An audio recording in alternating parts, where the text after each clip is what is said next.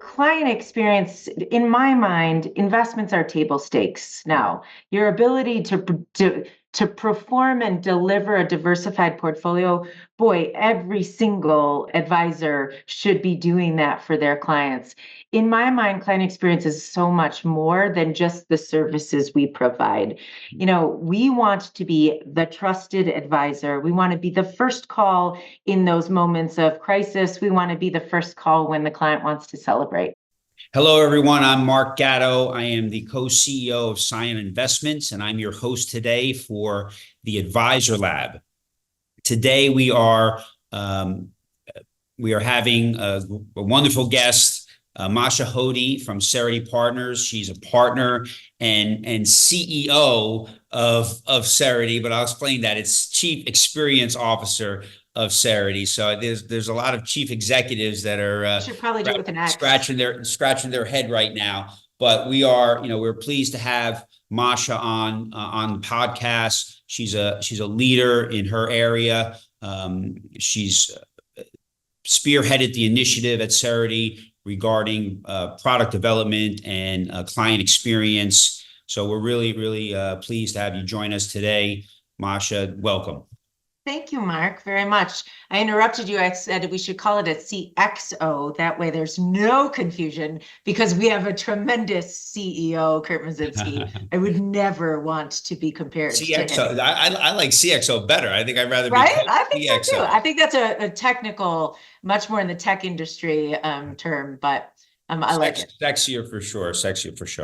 So although you're leading the client experience initiative at Cerity, you have a very long and diverse career in financial services. You started out on the product side with interest rate derivatives, and you've done some other things along the way. Why don't you just tell us about your background and kind of what motivated you to get into financial services, Sure. and kind of what was the path that you took to arrive here today at Cerity? Well, thank you, Mark, and I'm really pleased to be talking to you and always happy to share the story about Cerity Partners. My path to Cerity has been interesting. My dad was a bond salesman, so I grew up going to a trading desk. Santa would come to the trading desk and all the kids would show up and we'd play on the hoot and, have this. I just thought that was normal, the trading floor. Like I thought that's what every person should go do. But I didn't. That's old school. There were no computers back then. Yeah, well, there were, but it was certainly old school.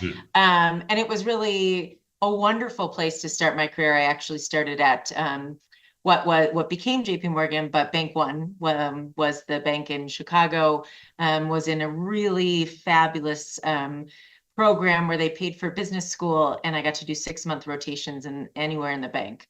It was extraordinary. It started me off well. I did interest rate derivatives. I ended up going to London and working for JP Morgan Europe. And while my career at JP Morgan ended at that point, I continued down a path of portfolio management and doing CDOs and residential mortgage-backed securities at a time when that was all very in vogue until the credit crisis of 2007 and 8. Where my career kind of came to a halt. It was not glamorous and it was really painful because there were a lot of really great people in the business at that time. And because of what was happening in the market, obviously a lot of those roles and jobs dried up. So I spent a year doing some soul searching and figuring out what the heck I was going to do with my career. And I ended up back at JP Morgan and I moved into private wealth. And for me, I had never aspired to be an advisor, but I had this moment of realization where I could use all of my investment knowledge and really put it to good in terms of helping a family. And that was kind of my first foray into understanding that incredible relationship an advisor has with the families that they serve. And it was a good fit for me. And so I ended up leaving JP Morgan and found my way to Cerity Partners. I was colleague number 22 That's only relevant because now we are 950 colleagues. I had a incredible role in the early days of Cerity Partners. I was Kurt Mazinski. Kurt is our CEO, tremendous visionary leader. I got to be his chief of staff, and I did that for many years. So I got to watch, participate, lead in some of the growth initiatives along the way. I've worn just about every hat in the business, not his, obviously, and not CFO, thank goodness. But, I was head of HR in the first time we stood up a human capital team. I ran marketing for a little while. Practice management is probably by far one of my greatest roles. I loved it. I view practice management as that intersection of data, technology, and talent. How do you help teams grow through adding clients, bettering the service, adding technology, adding talented team members. So that was great. And today I'm really responsible for continuing with adding talent and thinking about culture through some of our inorganic growth.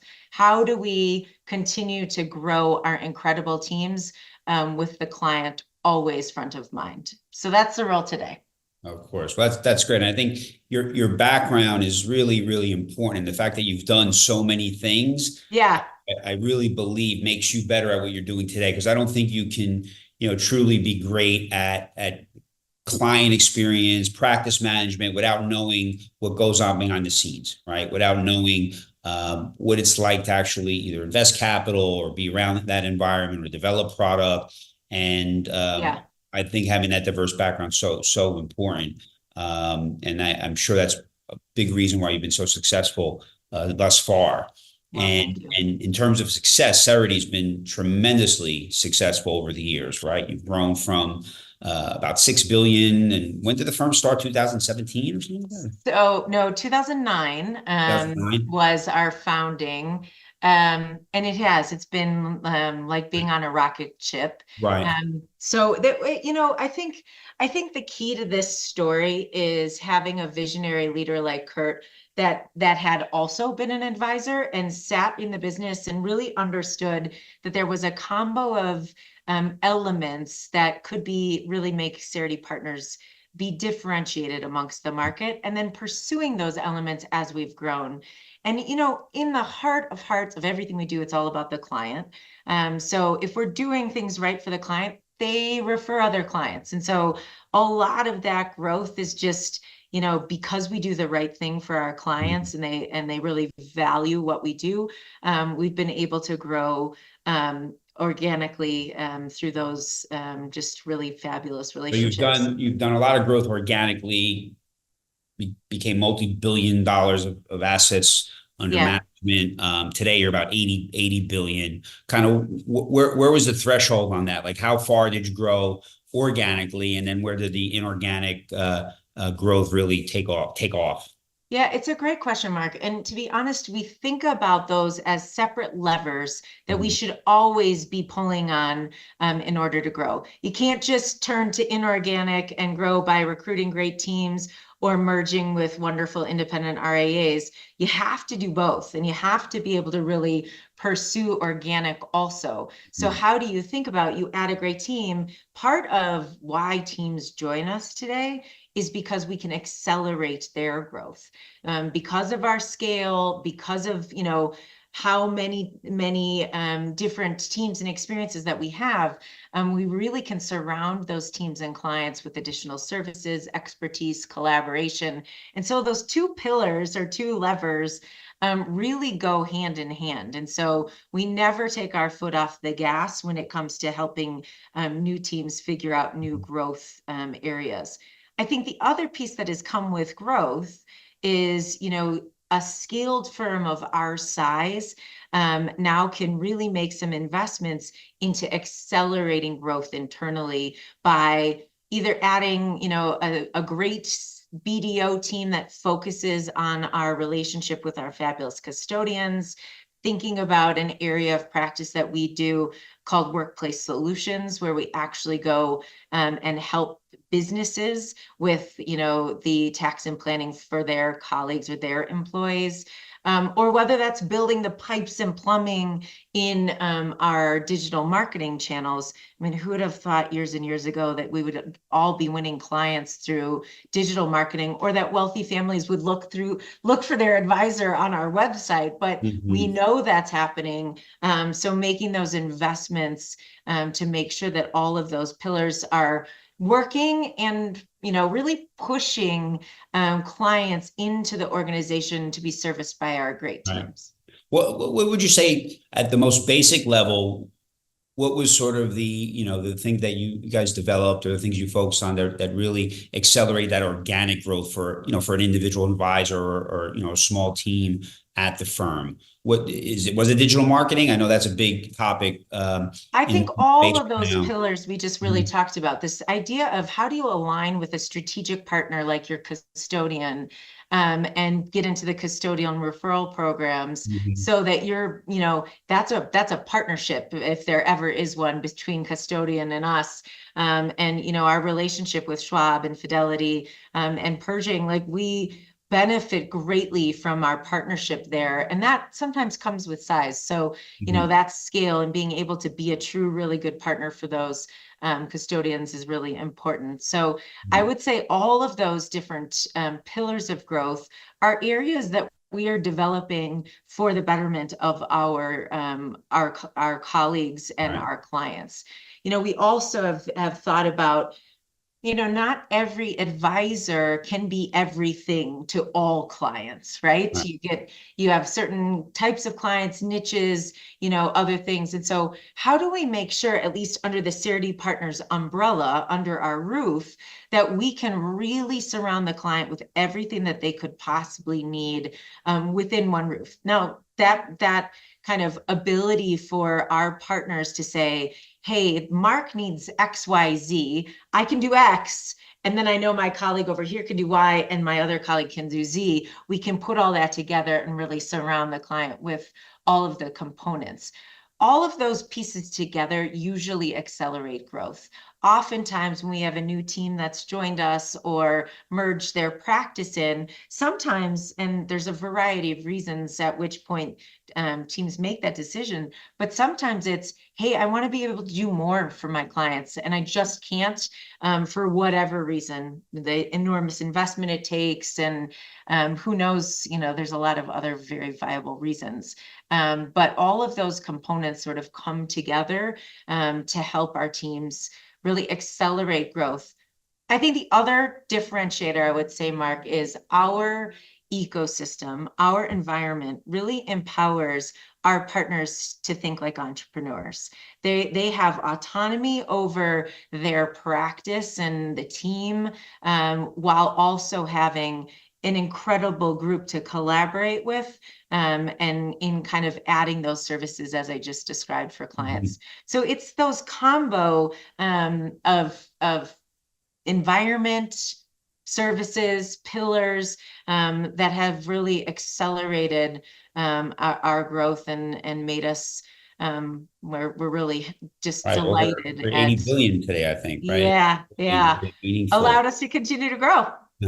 And where did this come from? How did the practice management and the client experience come about in terms of Cerity? It's obviously a hot topic for everyone today, and not every advisor out there has the infrastructure and the scale that you have. But was it top down? Was it senior management saying we need to address this? Was it from the advisors? Were clients asking for a certain experience that wasn't being delivered within the markets? How did it all sort of come together? All the above, I think, Mark, but I do believe as we've scaled and as we've added more colleagues and more partners, what you start seeing is some themes around needs that are running through every team, regardless of where they're located and the client that they're serving. And so identifying those themes and then building out some of those solutions internally, I think have absolutely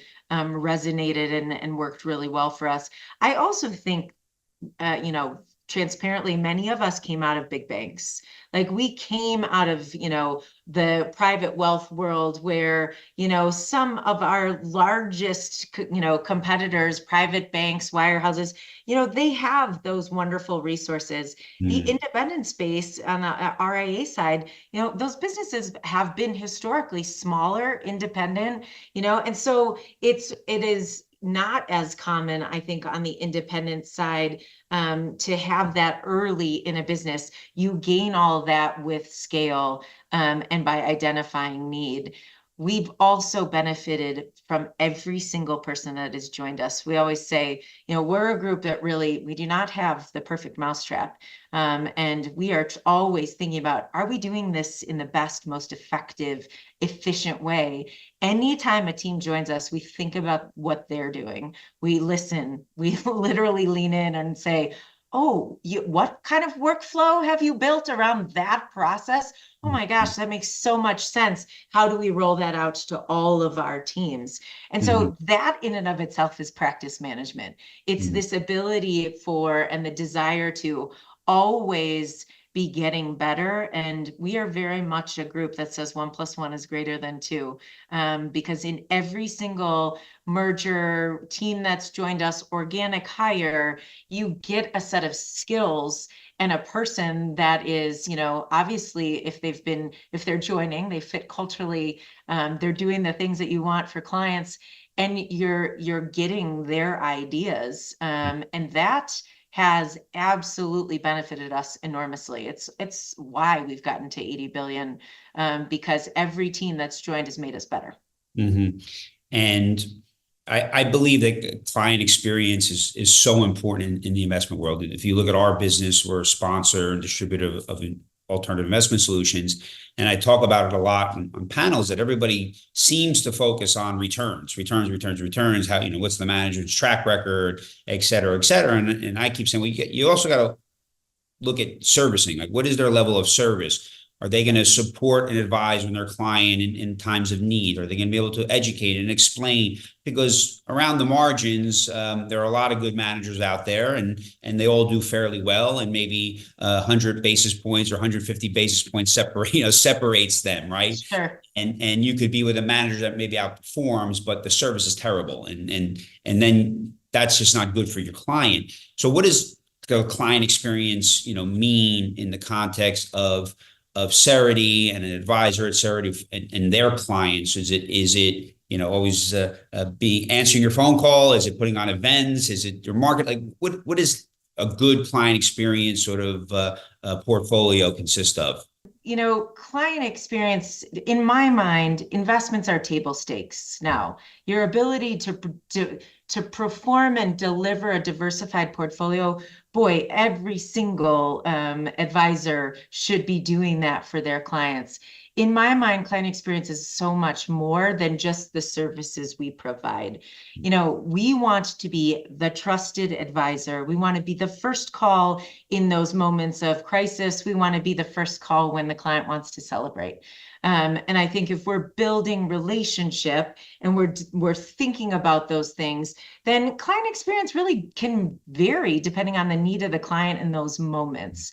But table stakes for us, obviously, our ability to, deliver investment, tax, and planning services, to have regular meetings with the client, really driven by them and the need that they have.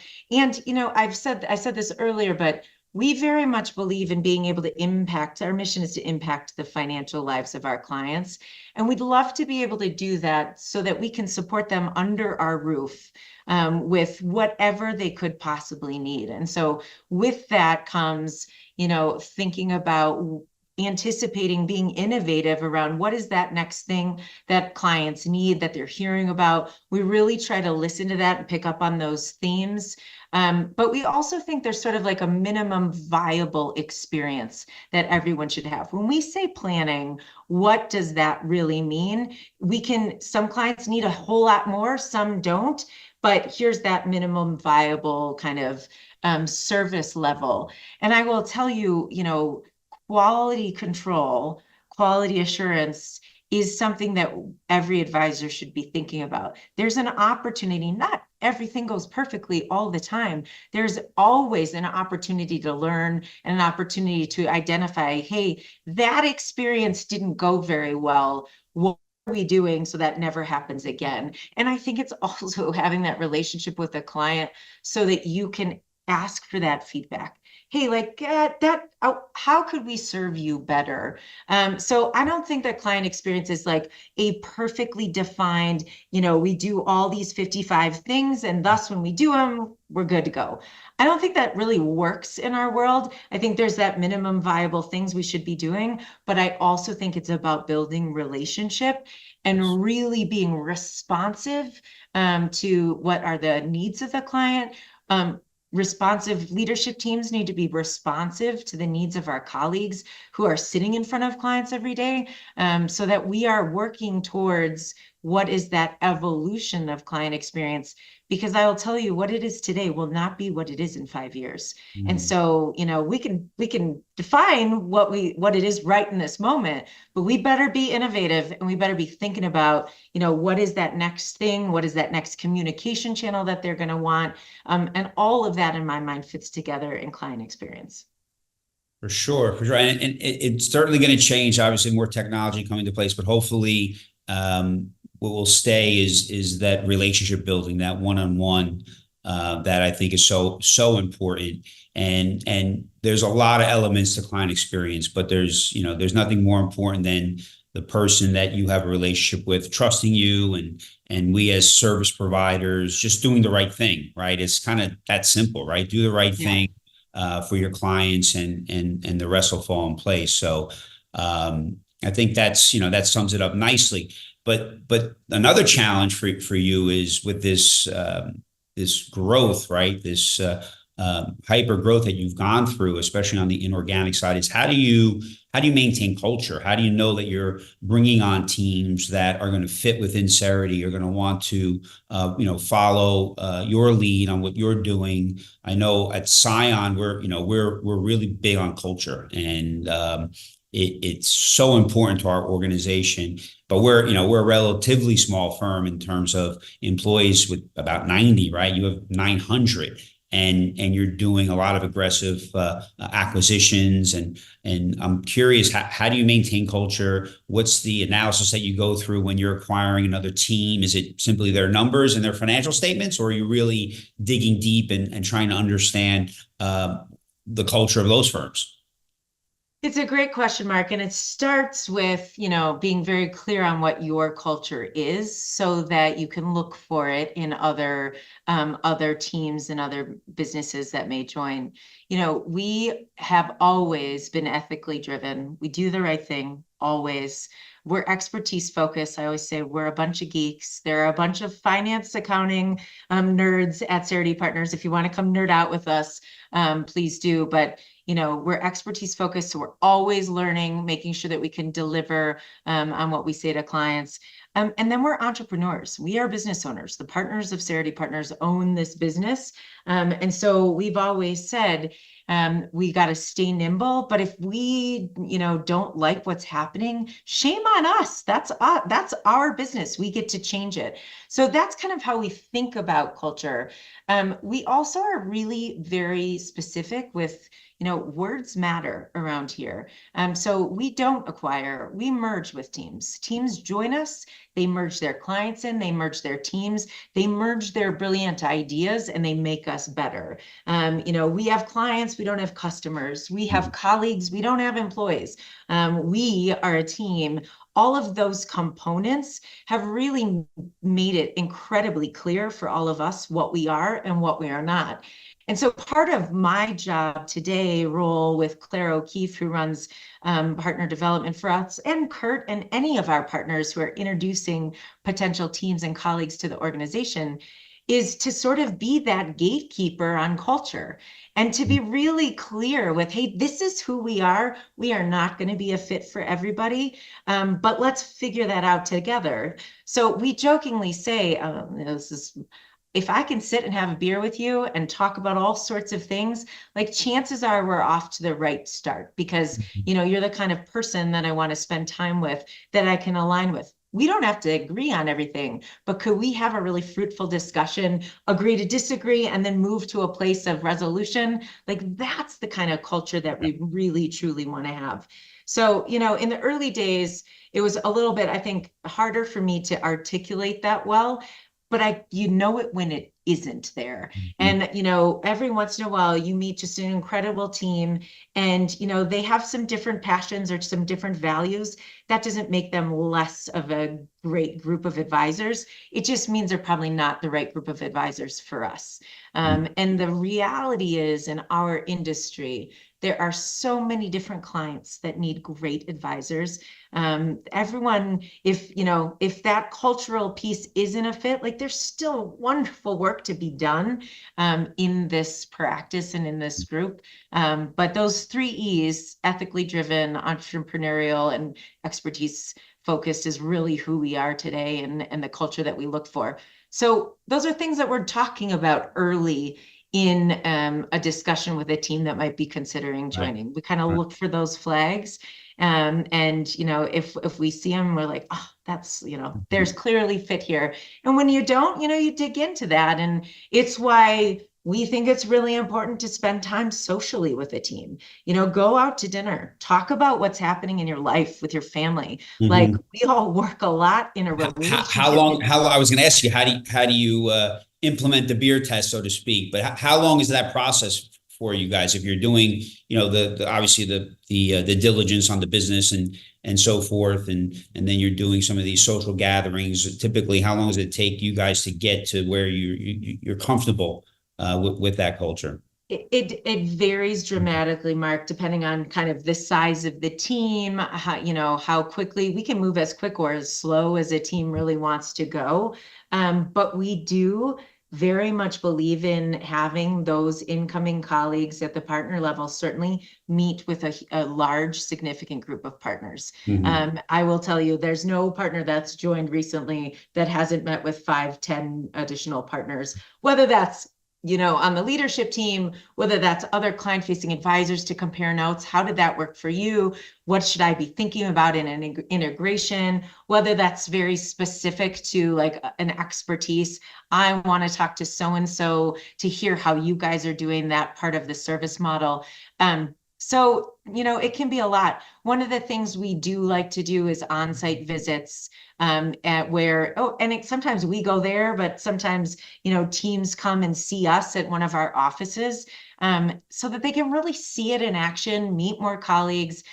We like to break bread. We think it's important to just share a little bit and understand kind of what is happening in people's lives. And as I said, like we're a relationship business. So we don't have clients. We don't have this business without our relationship with our clients. And likewise, we think it's really important that our colleagues also have relationship. Yeah. We're a partnership.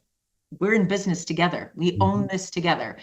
So we've got to be committed to all rowing the same direction. Yeah, it's good to hear that relationships are still important with all the technology being shoved. And they will not be replaced by AI, even if you think you can design the perfect friend. It's not going to happen. 100%. So, but any interesting stories or a story without naming names you can leave us with? Have you ever gone very far down that path and you went out for dinner and you're like, there's no way we're doing business with these people? Yeah, and not that no way. It was just like, this is probably not the right fit for either side. It's usually not one immediate thing. It can be multiple steps in the process that all of a sudden, we'll kind of debrief internally and compare notes. What was your feedback on that? What did you hear here? What was this?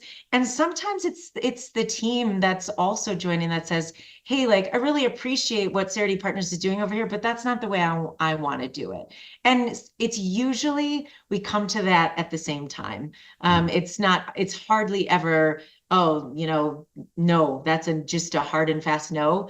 It's usually enough tiny little things that sort of work together where you think, hey, right. I actually think that team's going to do, they have a different path. They have a strategic vision that they want to pursue, and it's probably not with Cerity.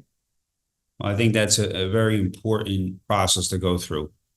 whether it's, like you said, merging with somebody, bringing on a new employee, dealing with new clients. You want to have that fit, and it's so important for long-term success. And what I love is your 3 E's. Obviously, ethics and experience are extremely important, but the fact that you're maintaining that entrepreneurial spirit, right? Because that was the heart and soul of the RIA business, the advisor business. And you need to grow, you need to be scaled to provide services and do things in today's environment, but you have to maintain that entrepreneurial spirit. I think it was across the board. We stress that all the time. It's one of the first things I say to a new employee is we're entrepreneurs here. This is not a stuffy finance investment firm, right? We're entrepreneurs. We're trying to be creative, and we give people autonomy. We want them to explore and do those things. And I think that's what really keeps the spirit going in any firm. So I want to thank you for sharing all of that with us.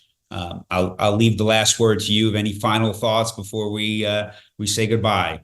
No, well, thank you, Mark. And it was just really, it's always fun to talk about something that you're really passionate about and that you love.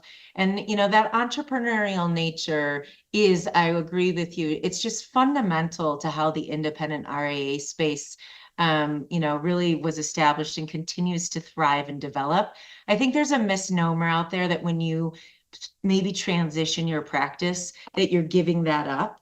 And at Cerity Partners, you don't give it up because you continue to be entrepreneurial. You continue to be an owner. We always say that founder's mentality actually starts every single day for us because we add a new team with a founding member and founding members. And we don't want teams to join us and not want to continue to grow and not want to be really excited about continuing that founder mentality and that entrepreneurship. So I think for teams out there that are thinking they need a transition for whatever reason, but still really passionate about that, then Cerity Partners is a good place to look. Wonderful. I'm sure everyone at Cerity, your clients, really appreciate what you're doing there. We appreciate you coming on the Advisor Lab, and I want to thank everyone in our audience for joining us today. Have a great day. This audio is for informational purposes only and should not be relied upon as investment advice. This audio may not be copied, quoted, or referenced without Scion Investments' prior written consent. Do not rely on any opinions, predictions, or forward-looking statements contained herein. The views expressed do not constitute an offer to sell or a solicitation to purchase securities. Neither Scion Investments nor its affiliates and/or subsidiaries warrant its completeness or accuracy and should not be relied upon as such. Certain information contained in this video may constitute forward-looking statements that are inherently unreliable, and actual events or results may differ materially from those reflected or contemplated herein. Scion Investments expressly disclaims any obligation or undertaking to update or revise any such forward-looking statements. Any historical discussion is not indicative of future results. There will be no assurance that any strategy will achieve its intended return, and actual returns may differ materially from the discussion. Please be aware of the real risk of loss in following any strategy or investment discussed. Investments and strategies may not be suitable for you and are not intended to be recommendations. It does not take into account your particular investment objectives and financial situation. You must make an independent decision regarding any investments or strategies mentioned while considering suitability for your particular circumstances. Please contact your investment advisor for advice. Business development initiatives should be cleared with your respective compliance and legal departments. Discussions on these topics should not be construed as compliance or legal advice. It is at the discretion of each respective firm if any practices will be allowed.